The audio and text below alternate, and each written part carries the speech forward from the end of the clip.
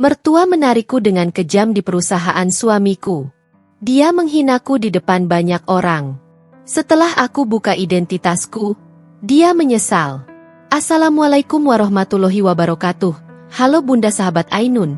Semoga Bunda semuanya dalam keadaan sehat dan selalu bahagia ya. Sebelum saya lanjut, yuk Bunda absen dari kota mana saja? Dan buat yang sudah like, komen, dan subscribe semoga rezekinya dilancarkan ya. Yuk, langsung kita mulai kisahnya.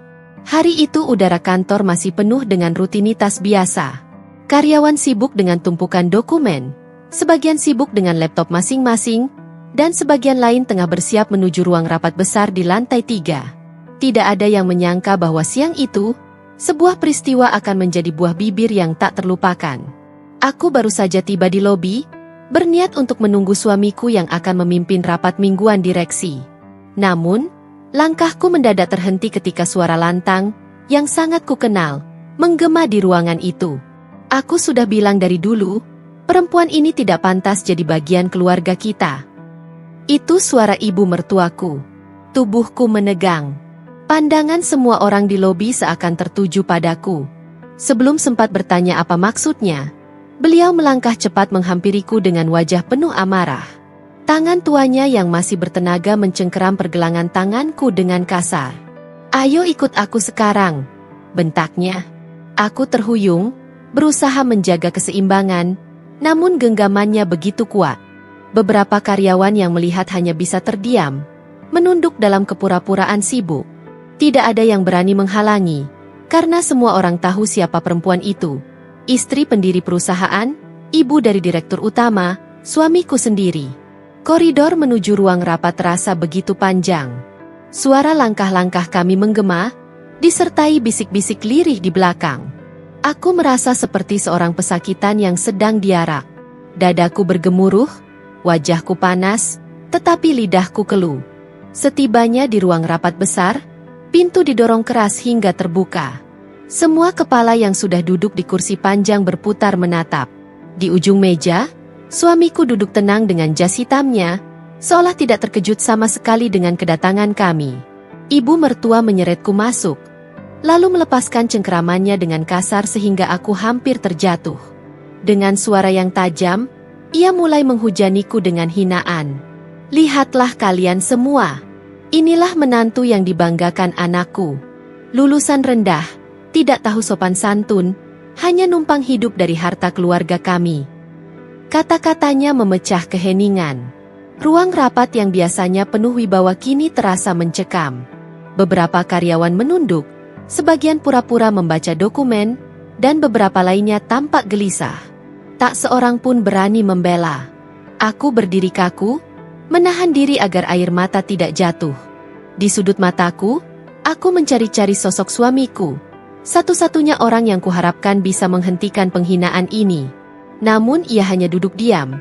Wajahnya datar tanpa ekspresi, seakan membiarkan harga diriku diinjak di hadapan semua orang. "Kenapa diam?" Suara ibu mertua menggema lagi, kini mengarah pada suaminya sendiri.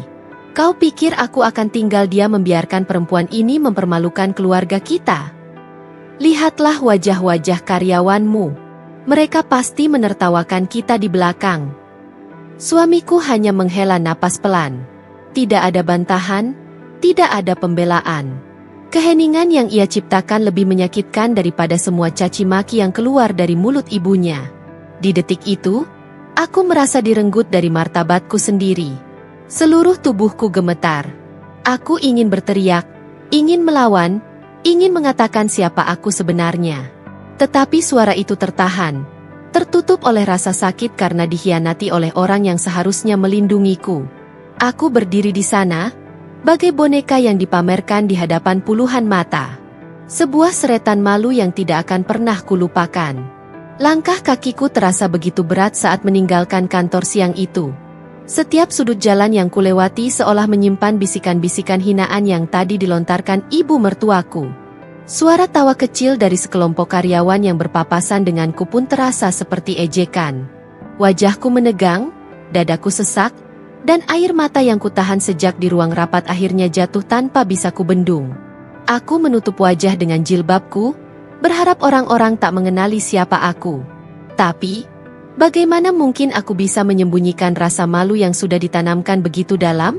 Sesampainya di rumah, aku terdiam lama di depan pintu kamar.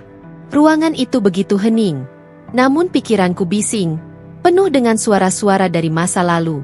Aku duduk di tepi ranjang, lalu menatap tangan-tanganku sendiri. Tangan yang selama ini tidak pernah berhenti bekerja demi rumah tangga ini. Kenangan itu datang bertubi-tubi. Saat suamiku jatuh sakit dan aku harus menanggung semua biaya rumah sakit. Saat gajinya telat berbulan-bulan dan aku rela menggadaikan gelang peninggalan ibu. Saat aku berjualan kecil-kecilan demi dapur tetap mengepul. Semua itu kulakukan tanpa mengeluh. Karena aku percaya inilah jalan sebuah pernikahan. Saling menopang, saling menjaga. Tapi kini, untuk apa semua pengorbanan itu? Di ruang rapat tadi, saat semua orang memandangku dengan tatapan iba bercampur jijik, aku hanya butuh satu hal. Suamiku berdiri dan mengatakan, "Cukup, Bu. Dia istriku. Hormati dia." Itu saja. Namun yang kudapat hanyalah keheningan, dingin, membisu, seakan keberadaanku memang tidak berarti. Aku menangis semakin keras. Sakit di hatiku bukan hanya karena hinaan ibu mertua, melainkan karena diamnya suamiku yang lebih memilih ibunya daripada aku. Diam itu jauh lebih tajam daripada pisau manapun. Apa salahku? Bisikku lirih pada diriku sendiri. Apa dosaku hingga diperlakukan seperti ini? Aku menatap cermin di depan ranjang. Di sana terlihat wajah seorang perempuan muda, mata sembab, senyum yang hilang, dan cahaya yang meredup. Perempuan itu tampak asing bagiku. Padahal, dulu aku adalah perempuan yang penuh semangat, yang yakin bisa menghadapi apapun selama ada suami di sisiku. Tapi kini, siapa yang kupunya? Malamnya, saat suamiku pulang, aku menunggu dengan hati berdebar. Aku berharap ia akan membuka percakapan, menjelaskan, atau paling tidak meminta maaf atas sikapnya tadi.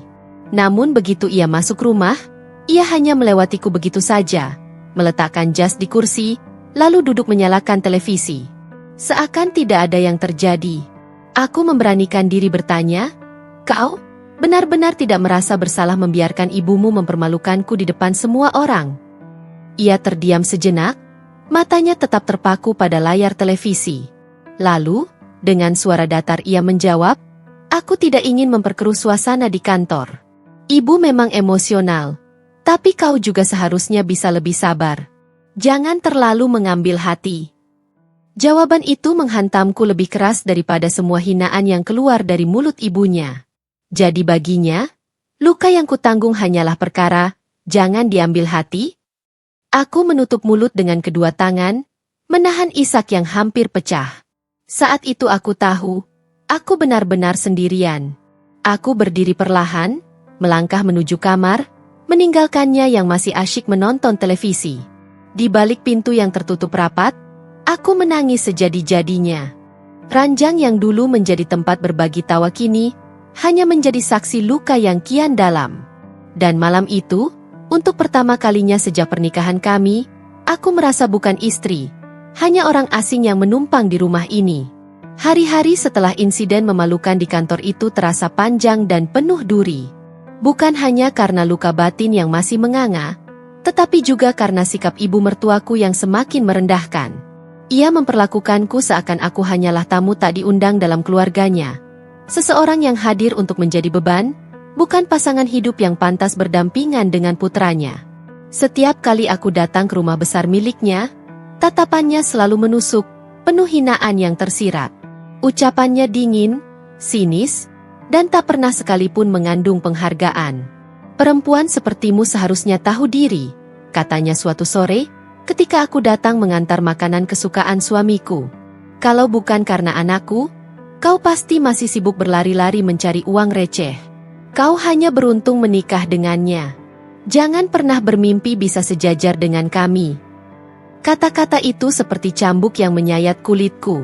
Aku menunduk, mencoba menahan diri agar tidak menanggapi. Baginya, aku hanyalah wanita rendah yang tidak pantas bersanding dengan keluarga mereka yang katanya terhormat. Suamiku, lagi-lagi diam. Ia seperti tak pernah berani menentang ibunya. Bahkan ketika ibunya terang-terangan menghinaku, ia hanya memilih menatap ke arah lain. Diamnya menjadi pengkhianatan yang tak kasat mata, tapi jauh lebih menyakitkan. Malam-malamku semakin penuh air mata. Aku sering duduk sendirian di sudut kamar, merenung dalam kesepian yang pekat. Hatiku bertanya-tanya, sampai kapan aku harus menahan semua ini? Apakah aku hanya istri yang bisa mereka atur sesuka hati? Seakan-akan tidak punya harga diri dan suara? Namun di balik luka itu, perlahan sesuatu dalam diriku bangkit. Ada suara kecil di dalam hati yang berbisik. Mereka tidak tahu siapa kau sebenarnya. Mereka hanya melihat apa yang ingin mereka lihat. Mereka mengira aku hanyalah istri biasa, seorang perempuan tanpa kuasa, tanpa pengaruh, tanpa kendali. Mereka tidak tahu bahwa di balik kesederhanaanku, aku menyimpan sesuatu yang jauh lebih besar. Iya, aku bukan sekadar istri yang mereka remehkan. Aku bukan sekadar perempuan yang bisa diinjak harga dirinya. Aku adalah seseorang yang telah bekerja keras, membangun sesuatu dengan tanganku sendiri, bahkan sebelum aku menikah dengan putranya. Aku pemilik saham terbesar di perusahaan yang kini mereka anggap sebagai milik keluarga. Aku yang diam-diam menopang arus keuangan, menjaga agar roda bisnis tetap berputar, bahkan saat mereka sendiri lengah dan terlena. Mereka tidak tahu, dan selama ini aku sengaja tidak menunjukkan siapa aku sebenarnya. Karena aku memilih rendah hati, memilih hidup sederhana, dan memilih percaya bahwa keluarga lebih penting daripada kekuasaan.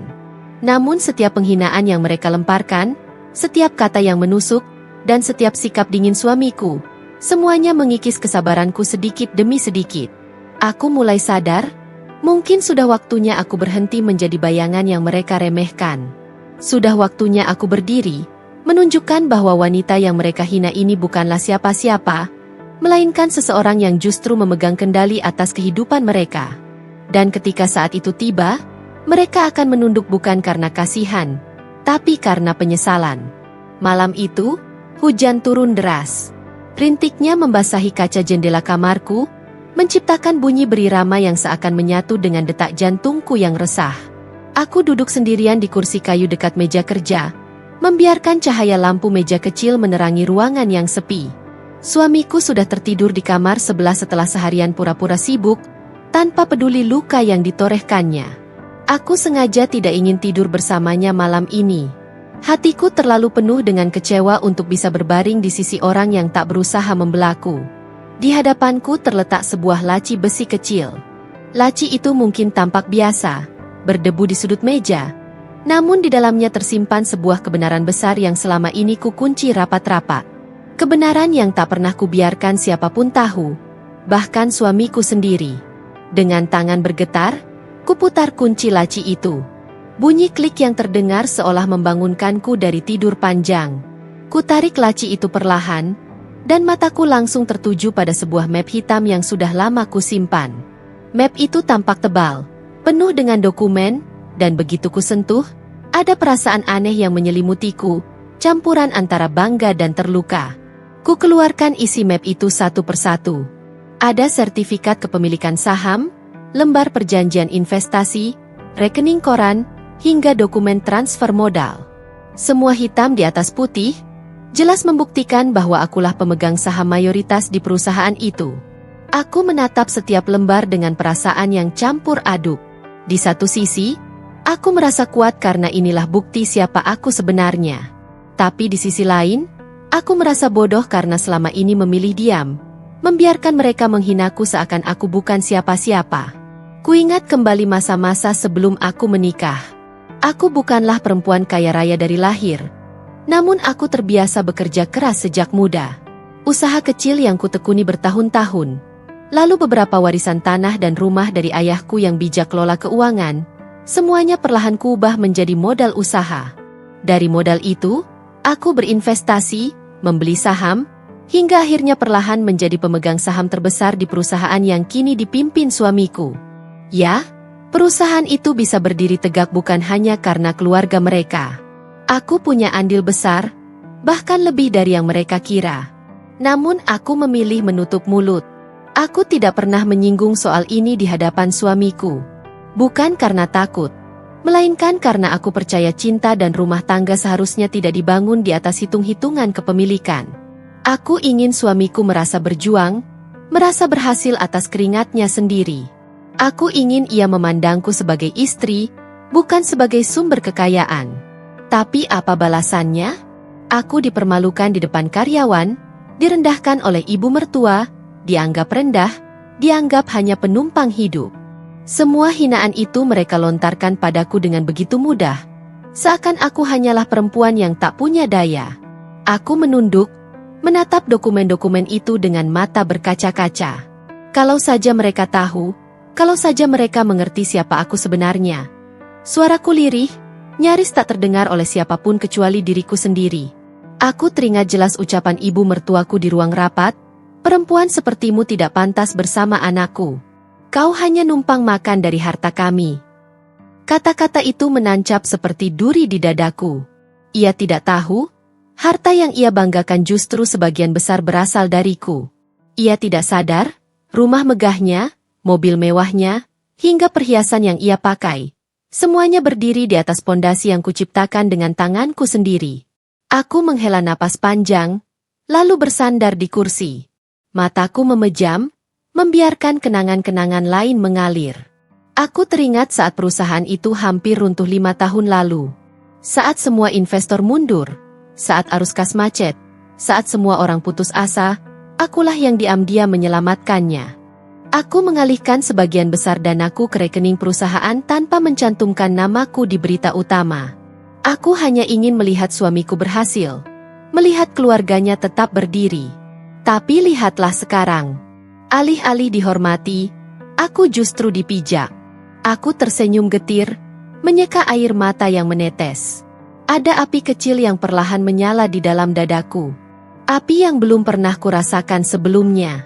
Api yang berbisik, cukup sudah. Saatnya mereka tahu siapa dirimu sebenarnya. Aku menutup map hitam itu kembali, lalu meletakkannya di atas meja. Kutatap bayanganku di cermin yang tergantung di dinding. Wajahku tampak letih, tapi ada sesuatu di sorot mataku, ketegasan. Aku sudah terlalu lama diam, bisikku pada diriku sendiri. Tapi diamku bukan berarti aku lemah. Diamku hanya menunggu waktu. Dan saat waktunya tiba, mereka semua akan melihat, mereka semua akan menyesal. Aku merapikan dokumen-dokumen itu, memasukkannya kembali ke dalam map, lalu mengunci rapat laci. Rahasia ini masih kusimpan, tapi tidak untuk lama. Aku tahu, cepat atau lambat, dunia mereka akan terguncang. Malam itu, untuk pertama kalinya setelah semua penghinaan, aku tersenyum. Bukan senyum bahagia, tapi senyum yang dingin, penuh keyakinan. Senyum seorang wanita yang siap menyingkap tabir dan mengubah jalan hidup semua orang yang telah meremehkannya. Hari-hari berikutnya setelah kejadian di kantor menjadi titik renung paling dalam hidupku.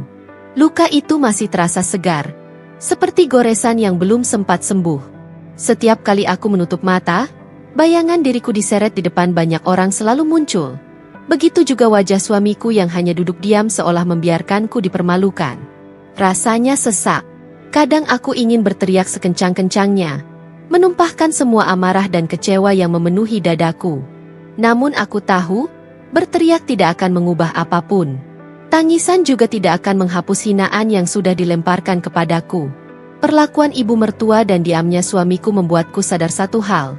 Aku tak bisa lagi hidup dalam bayang-bayang penghinaan.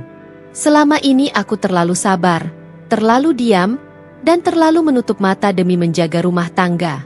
Aku pikir, jika aku bertahan, jika aku menunduk, jika aku menelan setiap luka, semua akan baik-baik saja. Nyatanya, semakin aku diam, semakin mereka merasa berhak menginjakku. Malam itu, aku kembali duduk di meja kerja kecilku. Di hadapanku, map hitam berisi dokumen saham yang telah lama kusembunyikan masih tergeletak, seperti menantangku untuk membuat keputusan besar. Aku menatap map itu lama sekali. Ada rasa takut, tapi juga ada rasa lega. Aku berkata pada diriku sendiri, hidup bukan hanya tentang menahan sakit. Hidup adalah tentang berdiri dan melawan ketika harga diri diinjak. Untuk pertama kalinya dalam waktu yang lama, Aku mengambil pulpen dan kertas kosong. Tanganku bergetar, tapi hatiku mantap. Aku mulai menuliskan langkah-langkah apa yang akan kulakukan.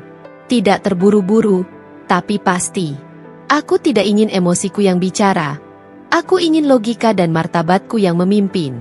Aku sadar, dunia yang selama ini mereka bangun di atas kesombongan akan runtuh ketika aku membuka mataku dan memilih berdiri.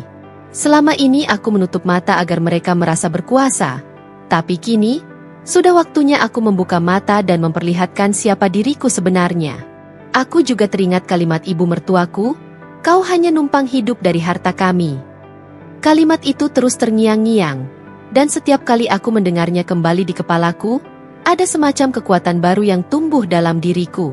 Aku ingin membuktikan, bukan dengan kata-kata, tapi dengan kenyataan yang tak bisa mereka sangkal. Keesokan harinya, aku bangun dengan perasaan berbeda. Ada semacam cahaya dalam diriku yang sebelumnya redup, kini mulai menyala. Aku menatap cermin di kamar mandi, melihat diriku dengan sorot mata yang baru. Mata seorang wanita yang tidak lagi ingin diperlakukan sebagai beban, melainkan sebagai pribadi yang layak dihormati. Aku memilih gaun sederhana berwarna krem, lalu mengenakan hijab dengan rapi. Saat mematut diri, aku tersenyum tipis. Mulai hari ini, aku tidak lagi berjalan dengan kepala menunduk. Aku akan berjalan tegak, meski mereka membenciku karena itu. Hari itu aku datang ke kantor, bukan sebagai istri seorang direktur, bukan pula sebagai menantu yang dianggap rendah, melainkan sebagai seorang pemilik sebenarnya. Setiap langkah kakiku di lorong perusahaan terasa berbeda. Dulu aku merasa sebagai orang asing, tapi kini aku berjalan dengan keyakinan bahwa setiap dinding, setiap kursi, bahkan setiap jendela di gedung itu berdiri karena jerih payahku juga. Beberapa karyawan menunduk hormat saat aku lewat. Aku bisa melihat ada bisik-bisik kecil, mungkin tentang insiden beberapa hari lalu. Dulu tatapan mereka membuatku merasa hina, tapi kali ini aku biarkan. Biarlah mereka berbisik, biarlah mereka menebak-nebak. Waktunya akan tiba ketika semua akan jelas. Saat memasuki ruanganku sendiri, ruang kecil yang selama ini kusembunyikan sebagai tempatku mengamati jalannya perusahaan dari balik layar, aku membuka laptop dan mulai bekerja. Aku membaca laporan keuangan, memeriksa transaksi saham, hingga memantau gerak langkah beberapa direksi. Semuanya masih berjalan normal, tapi aku tahu itu hanya sementara. Hari itu, aku berjanji pada diriku sendiri, aku tidak akan lagi menjadi wanita yang diam. Aku akan menjadi wanita yang berdiri tegak, membela harga diriku yang telah diinjak. Mungkin bukan hari ini, bukan besok, tapi suatu saat nanti, saat yang tepat tiba, aku akan membuka mata semua orang, bahwa wanita yang mereka hina ternyata adalah sosok yang mereka butuhkan untuk tetap bertahan. Dan saat itu tiba, aku akan berdiri di hadapan mereka bukan lagi sebagai menantu yang direndahkan, melainkan sebagai pemilik yang sesungguhnya. Pagi itu, aku duduk di ruang kerjaku yang sunyi. Aroma kopi hitam mengepul dari cangkir di meja. Namun pikiranku jauh lebih pekat dari cairan itu. Kata-kata hinaan yang pernah dilontarkan mertuaku masih terngiang jelas di telingaku. Lebih dari itu, sikap suamiku yang hanya diam, seolah semua perlakuan buruk itu wajar, membuat hatiku terasa seperti dirobek perlahan. Aku tahu, diamku selama ini bukan karena lemah. Diamku adalah pilihan, karena aku menghargai ikatan pernikahan, karena aku ingin menjaga kehormatan keluarga. Tapi rupanya, diamku justru ditafsirkan sebagai kelemahan. Mertuaku merasa bebas merendahkanku. Suamiku merasa berhak mengabaikanku.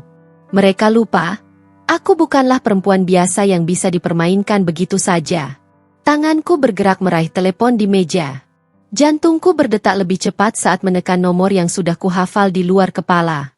Pak Hendra, saya ingin Anda menyiapkan pertemuan besok pagi. Hadirkan notaris, tim hukum, dan seluruh jajaran manajemen puncak. Ada keputusan besar yang harus segera saya ambil. Kataku mantap. Baik, Bu. Apakah ini berkaitan dengan kepemilikan saham Ibu? Suara Pak Hendra, penasihat hukumku, terdengar hati-hati. Aku menarik napas panjang sebelum menjawab. Ya, sudah terlalu lama saya membiarkan mereka berpikir bahwa perusahaan itu milik suami dan keluarganya. Mulai hari ini, Semua harus tahu siapa yang sebenarnya berkuasa. Setelah menutup telepon, aku bersandar di kursi kulit empuk itu. Kenangan demi kenangan menyesaki kepalaku. Betapa sering aku menutup mata setiap kali mendengar mertua menghinaku di depan keluarga besar. Betapa banyak air mata yang kutahan ketika suamiku pura-pura tuli setiap kali ibunya menyebutku wanita tak tahu diri.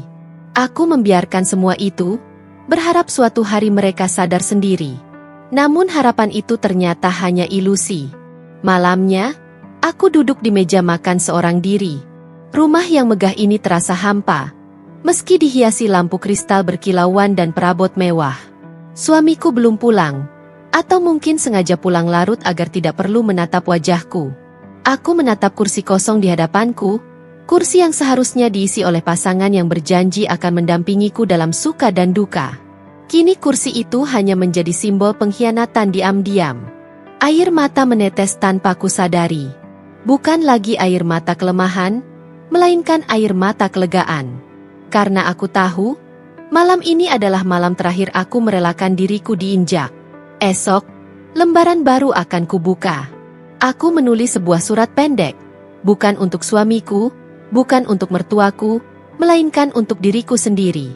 Surat pengingat, bahwa aku layak dihargai, bahwa aku berhak menentukan arah hidupku tanpa perlu merasa bersalah. Besok adalah hari di mana aku mengembalikan harga diriku. Tidak ada lagi yang boleh menginjakku. Surat itu kuselipkan di dalam buku agenda pribadiku. Dengan itu, aku menutup malam panjang penuh luka dan menyalakan bara semangat yang baru. Aku tahu, keputusan ini bukan hanya tentang bisnis atau kekayaan.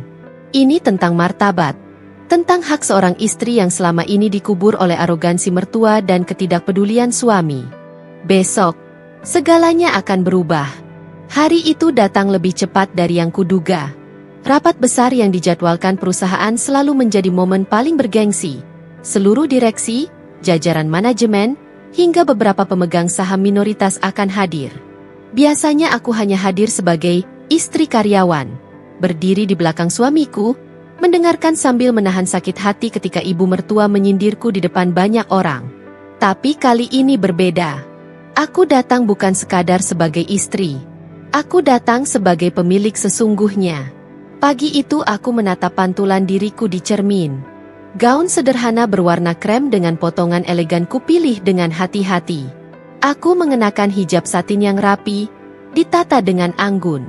Senyum tipis terukir di wajahku, bukan karena bahagia, tapi karena yakin bahwa inilah saatnya membuka mata semua orang yang merendahkanku. Hari ini, mereka akan tahu siapa aku sebenarnya, bisikku pada diri sendiri. Ketika aku melangkah masuk ke ruang rapat utama, suasana sontak berubah. Ruangan luas dengan meja panjang itu dipenuhi pria-pria berjas mahal dan wanita-wanita elegan yang terbiasa memandang rendah siapa saja yang dianggap bukan siapa-siapa. Semua mata tertuju padaku. Bisikan-bisikan mulai terdengar. Kenapa dia ada di sini? Itu kan hanya istrinya Rohman. Kenapa masuk ruang rapat direksi? Aneh, biasanya dia cuma duduk di belakang. Suamiku yang duduk di kursi direksi langsung menegang melihatku masuk. Wajahnya pucat. Ibu mertuaku, yang dengan penuh percaya diri duduk di kursi tamu kehormatan, menatapku dengan sorot mata tajam. Kau salah ruangan, Dewi, ucapnya lantang, penuh sindiran. Ini bukan tempat untuk perempuan tanpa gelar. Aku tersenyum dingin. Oh, jangan khawatir, Bu. Saya tidak salah ruangan. Justru disinilah tempat saya seharusnya berada. Rapat dimulai. Direktur utama membuka pembahasan tentang laporan keuangan, ekspansi bisnis, hingga strategi jangka panjang. Semua orang sibuk berbicara, sementara aku duduk tenang di kursi yang sudah disiapkan tim hukumku, tepat di samping notaris yang kuajak hadir. Beberapa direksi menatapku bingung. Akhirnya, saat agenda tentang kepemilikan saham dibuka, aku berdiri. Langkahku mantap, suaraku tegas. Maaf, saya ingin memberikan klarifikasi sebelum rapat ini berlanjut. Ruangan mendadak hening. Semua mata menatap ke arahku. Aku menaruh map dokumen di meja, lalu mengeluarkan beberapa berkas resmi dengan cap notaris. Selama ini, Kalian mengenal saya hanya sebagai istri dari salah satu karyawan di sini. Bahkan sebagian menganggap saya tidak pantas berada di sisi kalian. Namun, hari ini saya ingin memperkenalkan diri dengan jujur. Saya adalah pemegang saham mayoritas perusahaan ini. Terdengar riuh. Beberapa orang terbelalak, ada yang spontan berdiri, sebagian lagi berbisik tak percaya. Suamiku tampak kehilangan kata-kata. Wajahnya pucat pasi. Ibu mertuaku hampir menjatuhkan tas mahal yang digenggamnya. Aku melanjutkan dengan tenang, meski dalam hati darahku berdesir cepat. Bukti kepemilikan ada di sini. Semua dokumen resmi tercatat, disahkan, dan tidak terbantahkan. Jadi mulai hari ini, segala keputusan perusahaan tidak bisa lagi diambil tanpa persetujuan saya. Direktur utama, yang selama ini mungkin tak pernah benar-benar memperhatikanku, berdiri dengan wajah serius. Ia memeriksa dokumen yang kuberikan, lalu menatap seluruh ruangan.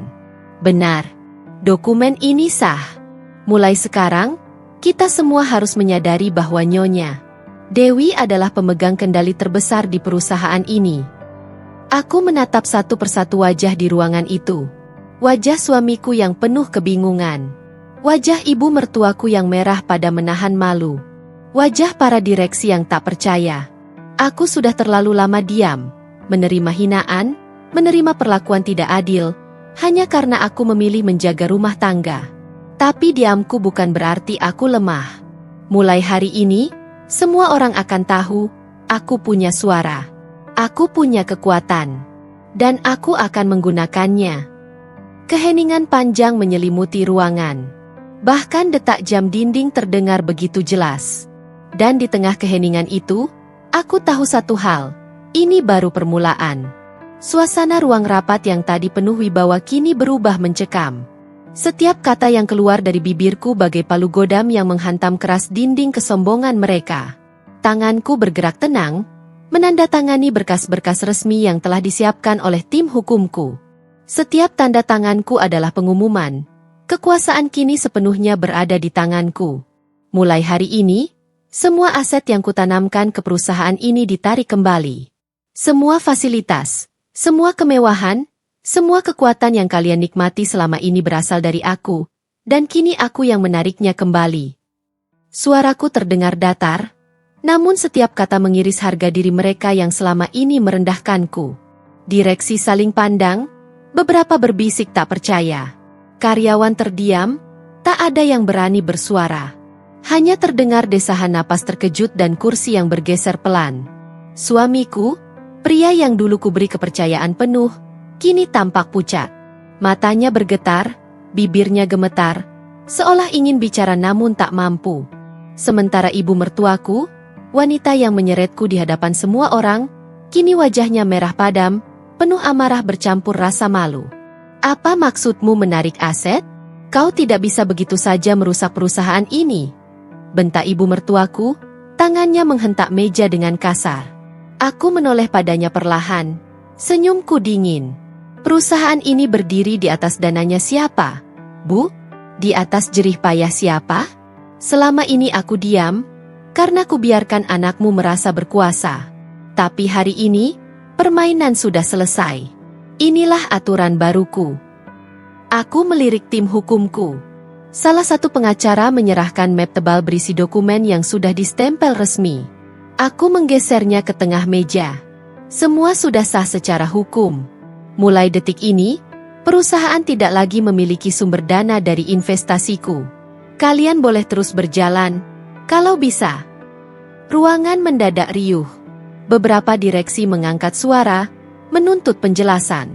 Ada yang memprotes, ada pula yang diam tak berdaya. Mereka tahu, tanpa dana dariku, perusahaan hanyalah bangunan rapuh yang sewaktu-waktu bisa runtuh. Aku bangkit berdiri, mengatur blazerku yang elegan. Kalian semua perlu mengingat satu hal, kataku sambil menatap satu persatu wajah yang terkejut. Aku bukan sekadar istri yang bisa ditarik, diseret, atau dihina.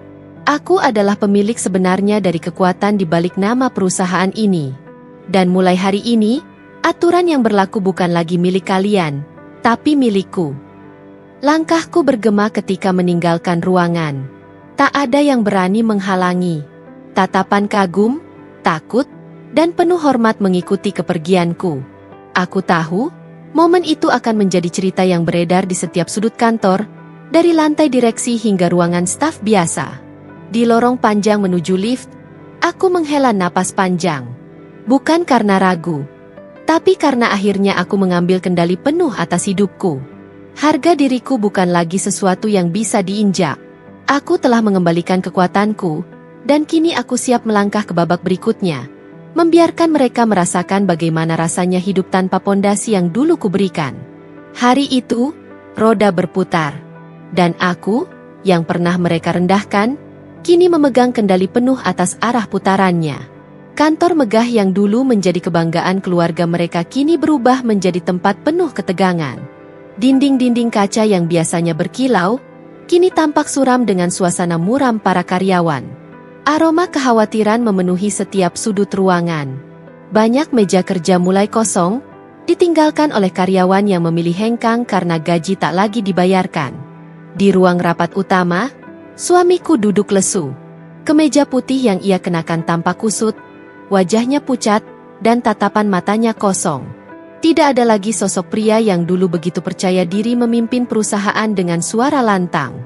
Kini ia hanya menjadi bayangan dirinya sendiri, terjebak dalam lingkaran masalah yang tak sanggup ia kendalikan. Ibu mertuaku mondar-mandir gelisah. Suaranya meninggi, penuh amarah dan panik. "Kenapa semua bisa jadi begini?" teriaknya. "Bukankah perusahaan ini besar? Kenapa bisa jatuh secepat ini?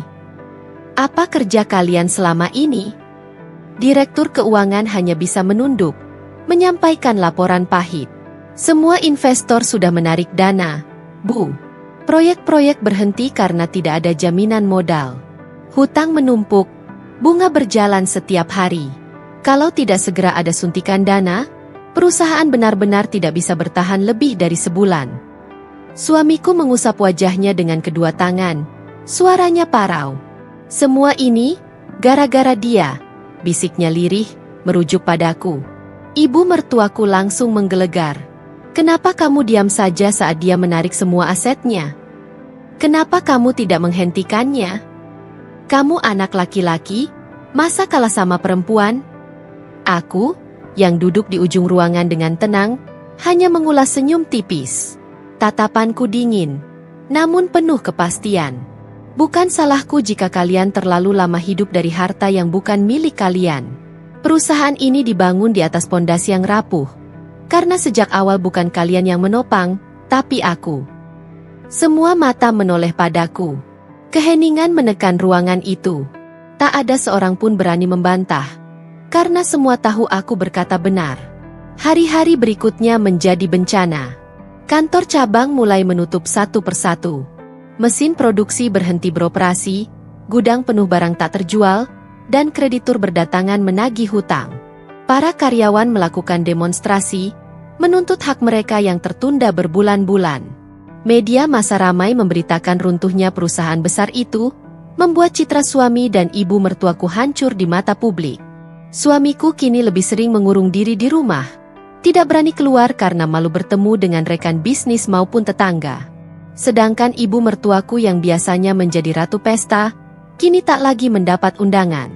Semua orang menjauh darinya, seolah penyakit memalukan telah menempel di keluarganya. Aku melihat semua kehancuran itu dari jauh, tanpa sedikit pun rasa iba. Bagiku, ini bukan sekadar balas dendam, melainkan pelajaran. Mereka harus tahu bahwa harga diri seorang perempuan tidak boleh diinjak-injak. Namun, di dalam hatiku yang terdalam, aku sadar, ini baru permulaan. Kehancuran perusahaan hanyalah bab awal dari penebusan dosa mereka. Masih ada hal yang lebih besar menanti mereka di depan. Hari-hari penuh derita mulai menelan suami dan mertuaku. Setelah rumah mewah mereka disita bank, keduanya terpaksa tinggal di rumah kontrakan sempit di gang sempit yang lembab, jauh dari kemewahan yang dulu mereka banggakan. Siti, ibu mertuaku, yang dulu selalu tampil dengan perhiasan berkilauan dan daster mahal, kini harus mengenakan pakaian lusuh hasil sumbangan tetangga. Wajahnya yang dulu angkuh kini tampak lebih tua dari usianya, keriput semakin jelas, dan matanya kosong kehilangan sinar kebanggaan. Suamiku, yang dulu begitu gagah saat berdiri di sampingku sebagai direktur perusahaan, kini hanya menjadi sosok lelaki tak berdaya yang setiap pagi keliling mencari pekerjaan serabutan. Namun, pintu-pintu perusahaan menutup rapat untuknya. Nama besarnya dulu kini menjadi beban. Tak ada lagi yang mau percaya pada seseorang yang dikenal gagal mengelola bisnis. Setiap lamaran ditolak, setiap usaha kecil yang dicoba pun berakhir sia-sia. Malam-malam mereka dipenuhi tangis dan keluh. Kadang suara isak lirih ibu mertuaku terdengar hingga keluar rumah kontrakan, saat ia merenungi masa lalu, menyesali mulutnya yang tajam dan kesombongan yang menjeratnya. Seandainya dulu aku bisa menahan kata-kata, seandainya aku tidak merendahkan dia, lirihnya sambil menatap ke langit-langit kamar yang berjamur. Tapi penyesalan itu sudah tak berarti apa-apa. Di sisi lain, kehidupanku semakin berbeda. Aku kini berada di puncak kejayaan. Perusahaan baruku berkembang pesat.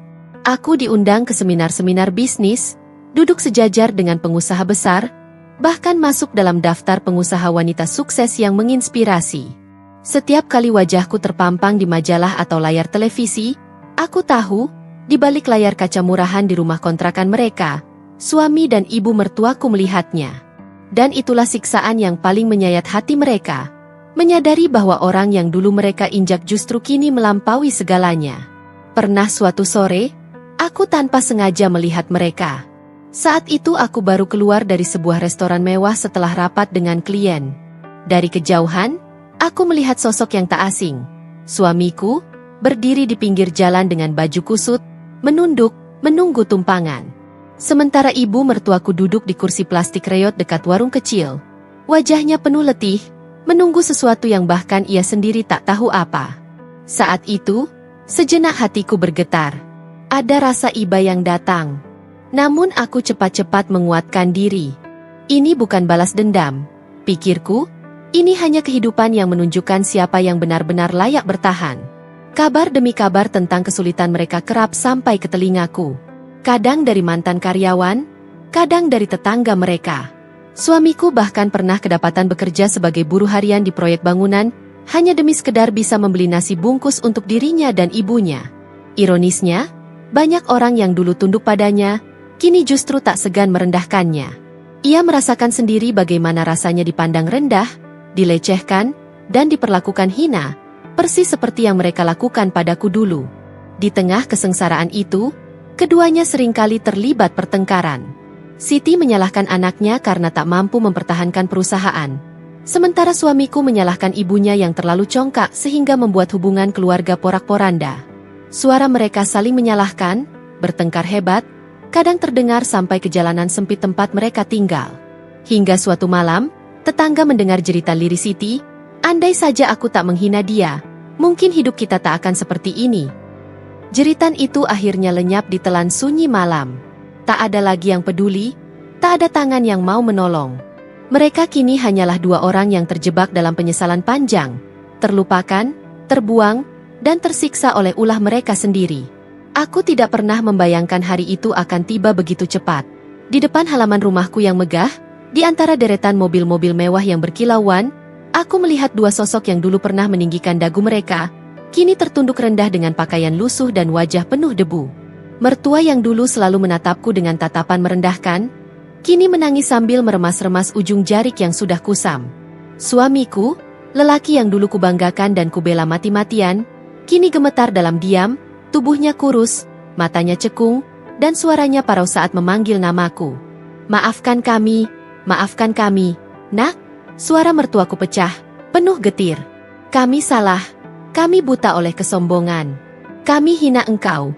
Padahal engkau yang sebenarnya menopang kami selama ini. Aku berdiri tegak di beranda rumah, menatap mereka dari atas, dengan hati yang bergejolak. Ada perasaan puas melihat bagaimana roda kehidupan benar-benar berputar. Orang-orang yang dulu dengan enteng merobek harga diriku kini berlutut di hadapanku, memohon secercah belas kasihan. Kenapa kalian baru sadar sekarang? Tanyaku dingin. Suaraku menggema bagaikan palu godam. Saat aku ditarik di hadapan orang banyak, dipermalukan, kalian diam.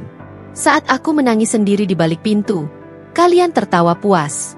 Saat aku dianggap tidak lebih dari debu, kalian berdiri dengan bangga di atas kehormatanku. Sekarang, ketika semua harta kalian sirna, barulah kalian datang padaku. Suamiku menunduk, tangannya gemetar menyentuh lantai teras. Aku salah, aku pengecut. Aku seharusnya membelamu di hadapan ibuku, tapi aku hanya diam. Aku tidak pantas disebut suami. Suaranya lirih, lalu pecah dalam tangis. Mertua pun ikut terisak. Nak, aku buta. Aku terbuai dengan nama besar, dengan kehormatan palsu. Aku tidak melihat ketulusanmu. Aku lupa bahwa engkaulah yang sesungguhnya menopang hidup kami. Ia merangkak mendekat, tangannya mencoba menyentuh kakiku. Aku menatap mereka dengan perasaan campur aduk. Ada sakit yang masih menganga, ada luka yang belum kering, tapi juga ada sisi kecil dalam hatiku yang bertanya, apakah aku sanggup membiarkan mereka hancur seperti ini? Orang-orang di sekitar rumah, para tetangga dan karyawan, sudah mulai berkerumun. Mereka menyaksikan pemandangan itu dengan tatapan heran sekaligus iba. Bisik-bisik terdengar, itu kan yang dulu selalu sombong? Kok bisa sampai begini nasibnya? Ada pula yang berkomentar lirih, Dewi memang kuat. Benar-benar wanita yang hebat. Aku menarik napas panjang, mencoba mengendalikan emosiku. Kalian ingin aku memaafkan? Kalian ingin aku melupakan semuanya begitu saja? Tidak semudah itu. Luka ini tidak hilang hanya dengan kata maaf. Suamiku semakin tersungkur. Aku rela lakukan apa saja, demi menebus dosaku padamu. Aku menatap mereka lekat-lekat. Kalau begitu, buktikan. Jangan hanya dengan kata-kata. Kalian harus belajar dari nol, tanpa bergantung padaku, tanpa merendahkan orang lain lagi. Baru setelah itu, mungkin, aku akan mempertimbangkan untuk benar-benar memaafkan. Mertua mengangkat wajahnya yang penuh air mata. Aku rela, nak, aku rela. Namun aku tahu, perjalanan penyesalan mereka baru saja dimulai. Dan aku masih berdiri tegak di atas luka yang berubah menjadi kekuatan. Hari itu, untuk pertama kalinya, mereka benar-benar merasakan arti kata sujud penyesalan. Aku menatap mereka yang berlutut di hadapanku. Tubuh lusuh mereka bergetar, wajah yang dulu selalu menatapku dengan congkak kini penuh air mata. Maafkan kami, jangan tinggalkan kami. Suara mertuaku parau, tangisnya pecah tanpa bisa dibendung. Aku menghela napas panjang. Luka lama menyeruak, ingatan ketika aku diseret di depan kantor, dipermalukan tanpa belas kasihan. Saat itu suamiku hanya berdiri diam, tak melakukan apapun untuk membelaku. Semua luka itu tidak hilang hanya karena kata, maaf. Apa kalian pikir semudah itu? Tanyaku lirih, tapi tajam. Kalian dulu menginjak harga diriku, mempermalukanku, dan kini ingin menghapus semuanya dengan air mata. Suamiku terisak. Aku bodoh, aku salah. Aku seharusnya melindungimu. Aku menyesal, sungguh menyesal. Namun mataku sudah terlalu beku untuk kembali mencair. Aku berdiri, tegak dengan rasa percaya diri yang baru. Aku tidak lagi istri lemah yang bisa dipermainkan. Aku sudah berdiri di sini sebagai wanita yang berharga, sebagai pengusaha yang sukses. Kata maaf tak bisa menghapus luka batin sedalam ini. Mereka terdiam, hanya suara tangisan yang mengisi ruangan. Dan di detik itu, aku sadar, harga diriku telah kembali, bahkan lebih tinggi dari sebelumnya. Hari-hari berlalu tanpa sedikit pun aku menoleh ke belakang. Aku tidak lagi terikat pada masa lalu yang kelam. Hidupku kini berjalan di atas jalanku sendiri.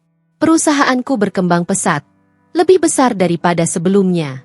Banyak orang datang kepadaku bukan karena harta, melainkan karena mereka menghargai kerja keras dan keteguhan hatiku.